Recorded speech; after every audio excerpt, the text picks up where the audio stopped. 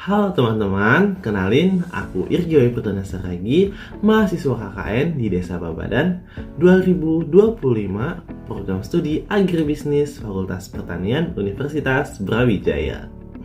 Jadi, hari ini aku ingin ajak teman-teman nih untuk belajar bareng untuk mengetahui jenis-jenis dari sampah itu apa aja sih gitu. Dan bagaimana cara penanganannya. Udah gak sabar nih ya, yuk kita mulai. Jadi teman-teman, sampah terbagi menjadi 3, sampah organik, anorganik, dan B3. Sampah organik sendiri berasal dari sisa makhluk hidup seperti daun, sisa-sisa makanan, dan kulit buah. Sampah ini biasanya diolah menjadi kompos. Selanjutnya, sampah anorganik yang berasal dari bahan yang sulit terurai seperti plastik, kaca, dan logam. Sampah ini biasanya didaur ulang menjadi barang baru. Dan yang terakhir, sampah B3 atau bahan berbahaya beracun seperti baterai, obat yang kadaluarsa, dan kemasan pestisida. Sampah ini harus dibuang di tempat yang khusus teman-teman agar tidak mencemari lingkungan. Nah, kalau kita bisa memilah sampah dengan benar, lingkungan menjadi bersih dan lebih sehat tentunya. Jadi teman-teman, pemilahan sampah ini juga sangat-sangatlah diperlukan. Mengapa? Karena pemilahan sampah ini dapat mengurangi pembuangan sampah secara liar, seperti membuang sampah di sungai yang dapat mengakibatkan kebanjiran di suatu daerah kita, yang nantinya itu akan berdampak pada diri kita sendiri pula. Dan pemilahan sampah ini bisa mengurangi pencemaran lingkungan, mencegah banjir, dan mengubah sampah menjadi sesuatu yang bermanfaat.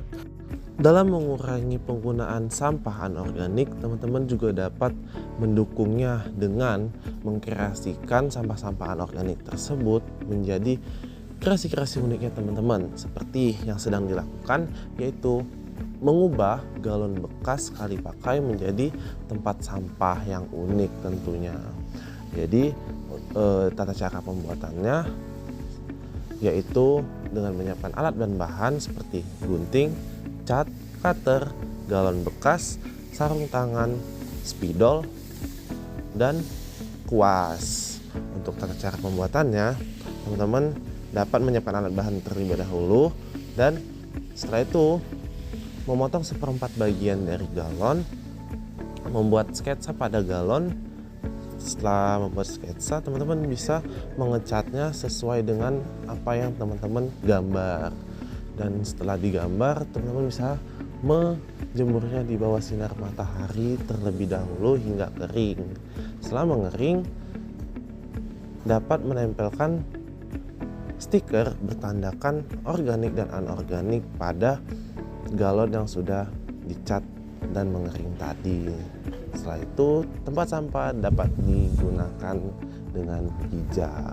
Oke, jadi dari teman-teman nih mungkin udah lebih paham nih ya mengenai jenis-jenis sampah dan bagaimana sih cara penanganannya begitu. Mulai dari kayak penanganan dari membuat pupuk, membuat dari tempat sampah ataupun pot-pot bunga seperti itu. Jadi yuk teman-teman, mulai sekarang kita biasakan memilah sampah dan memanfaatkan barang bekas menjadi sesuatu yang bermanfaat lagi. Dan dengan langkah kecil ini kita ikut menjaga bumi kita untuk masa depan yang akan lebih bersih dan lebih sehat lagi tentunya.